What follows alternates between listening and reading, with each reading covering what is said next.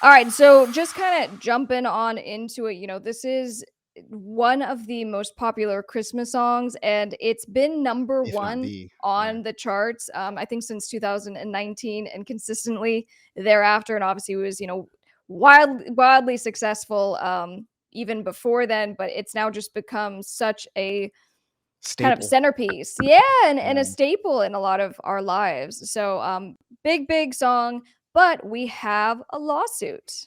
Mm-hmm. Mm-hmm. And in fact, here, let me pull up my notes right here. So, as far as we have a lawsuit being filed by Andy Stone, and this has to do with a song that Andy Stone composed, and I believe this is 93. So 1993, he's alleging that he wrote a song, and I kind of listened to the song. And the notable thing here is that from the song that Andy wrote versus Mariah's song, the lyrics, the melodies, everything about them are different except for the titles. Right. The titles are the thing that are the same. And well, that and I mean, well, the theme of the song. I mean, we were listening to the original song or original song, the song that's being claimed or whatever. Um, and a lot of times when we see these cases come up, like the song doesn't sound very good. Like I'm not even just doing a comparison. Like usually they're just really bad songs, but this song was actually pretty good. Yeah. But the Yeah, and the song but the was theme and the title. Yeah, and it's Vince Vance and the Valiants, and so you have a female singer who is carrying the song. And if you guys want to check it out, go watch. I don't want to get a copyright strike on this live stream, but He litigious. He's litigious.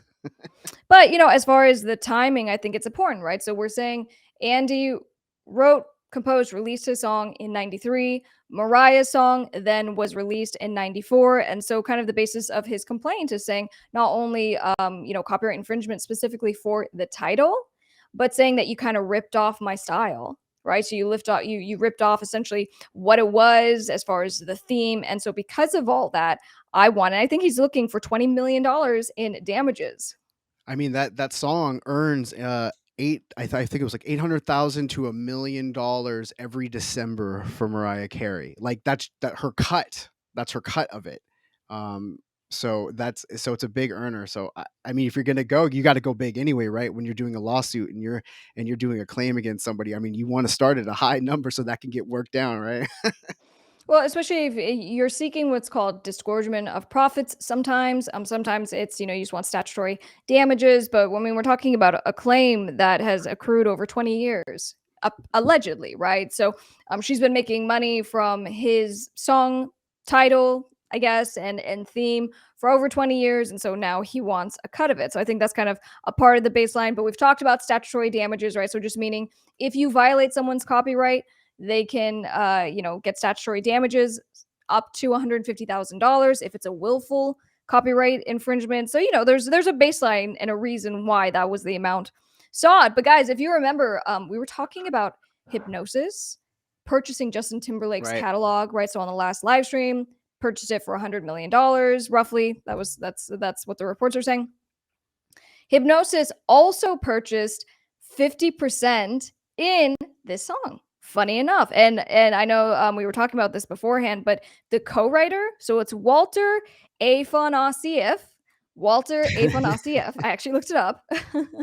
um, that's the 50% that was purchased. So as far as I understand it, Mariah is still receiving her Right. share, Yeah. No.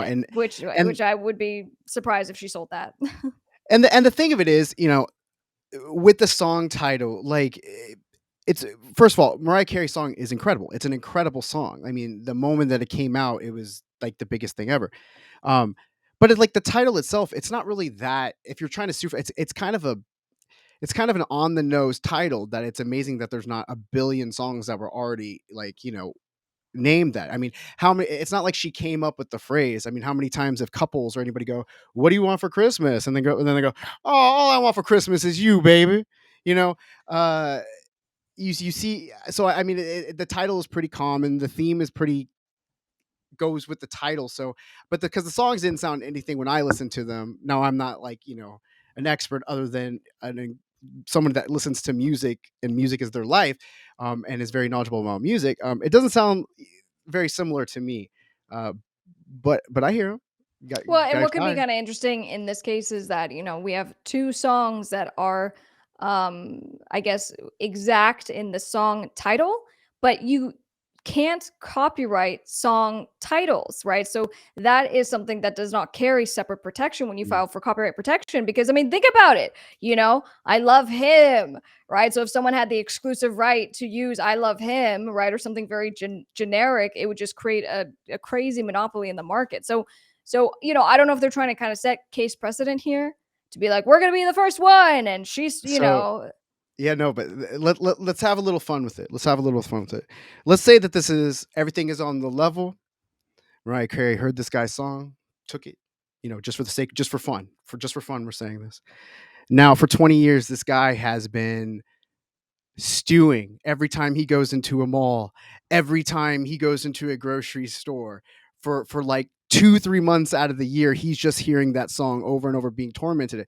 So it's odd that it's like 20 years later that he's coming with the suit. I mean, you would have think after about year 3 he'd be like, this thing isn't dying down. And just it's literally one of the biggest songs in the world, one of the most recognizable songs that just, yeah. And it's almost chart like, why topping. now? Right, Why, and that's what I'm why saying, now? but imagine his pain if he really was stewing for 20 years. "Ah, get you, Mariah Carey, nah!" I'm telling you.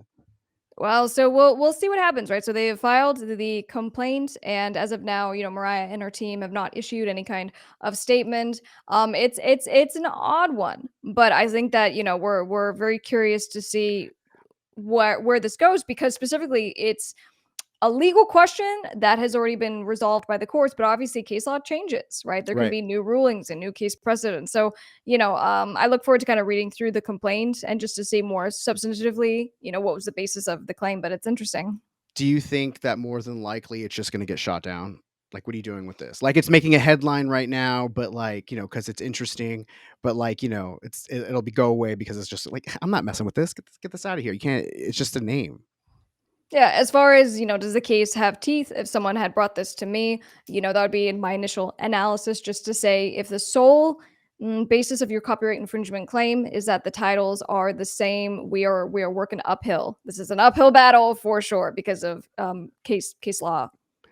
How often do you get these cases where you're getting people that say that, Drake stole my song, or you know what I mean? Like, what do you Justin Bieber was, heard my song somewhere and stole my title. I mean, do you get that stuff ever? Yeah, no, every week. Every week my law office gets those calls and it's not always for major artists, but often it is for major artists because, often those are the songs that we've all heard, right? But it can be for smaller artists and sometimes it's for actual situations where it's like a co-writer, right? You and me write a song and then you go Right. off and use it without my permission. So some instances might be a little more cut and dry. It might be a little bit tougher if we're suing now Justin Bieber because we have to prove that Justin Bieber likely had exposure to your music. What's the likelihood he heard it? Right. But it doesn't mean that obviously everyone's cases are valid or invalid. But we do get a lot of calls to that extent. That's crazy, especially when you are kind of bringing something up and let's say it goes to court or something, and then you lose your case because you know damn well that Drake did not steal your song, and now you have to pay what, Drake's lawyer fees if you lose, or what? You Yeah, good wasted his time. question. So, Joel, very good question. So I'll couple it with what you just asked, that Orko. So as far as if you bring a lawsuit and you lose, or the court finds that you have a frivolous lawsuit and throws it out, you are stuck likely with the other side's attorney's fees, or you can. It's a risk. So you're not Mm. only paying your attorney, right, and the tens of thousands of dollars that it took to get to that point, but sometimes you get stuck with the other side's attorney's fees as well. So that's number one. So so wait, hold on real quick on that though. So like your attorney's fees might be $10,000. Drake's attorney's fees might be $50,000. That's right. So That's like, are right. you paying for? So you just got to come out of pocket. You just got to come out of pocket, right? Or that's Yeah, well, crazy. I mean, that's what can be found. And then the second piece of that, Joel. So, taking so long to file a lawsuit, will it hurt your chances of winning? Potentially. And the reason why is because Mm. there's statute of limitations for claims like copyright infringement. There's a statute of limitations that you can bring a claim for copyright infringement in 3 years. It has to be within 3 years of, the discovery of the infringement, right? So if you never knew about it, then you So have an that's argument that you just found out. And so if they're going to argue, I've never heard this song before, That's tricky with That's this particular case. That's what I was just about to ask you. So now he's got to prove that he's never been anywhere in the wintertime to have possibly heard Mariah Carey. Like, so he's got to be like, man, I've lived in Antarctica, but I think it went to number 7 in Antarctica. So it's going to be tough for him to even say that he didn't hear it there, man. Yeah, and there's different factors that come into the case, but obviously a statute of limitations is a bar to you actually even bringing the claim. You don't even get to argue your case if you can, for example, show the court that sorry, they missed their timing on this, the court throws it out and you're done. That's So I crazy. think there's that hurdle that needs to be overcome as well. So interesting stuff.